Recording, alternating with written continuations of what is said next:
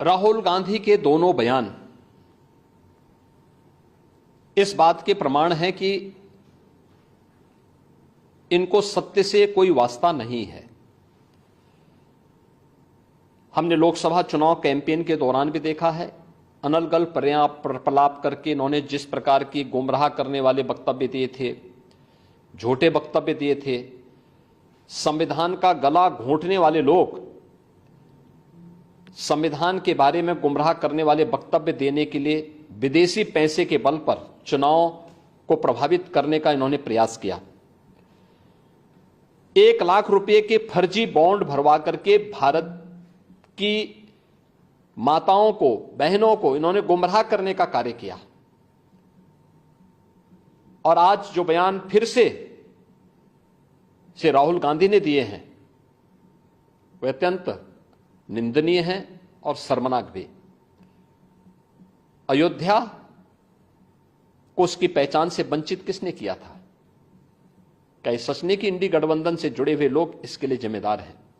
श्री राहुल गांधी और उनके सहयोगी इस बात के लिए जिम्मेदार हैं जिन्होंने न केवल अयोध्या को वनवास दिया था बल्कि सरयू मैया के रक्त के जल को भी रक्त रंजित करने का कार्य किया था।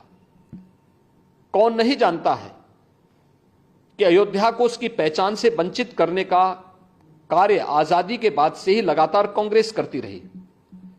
रामलला के मंदिर पर ताला लटकाने का काम किया था, हिंदुओं को पूजा करने से वंचित करने का काम कांग्रेस ने किया था। और आज जब अयोध्या अपने वैभव की पुनर्स्थापना के लिए फिर से पूरी दुनिया को अपनी ओर आकर्षित कर रही है तो कांग्रेस कैसे इसको अच्छा मान सकती है? श्री राहुल गांधी का बयान झूठ का एक पुलंदा है।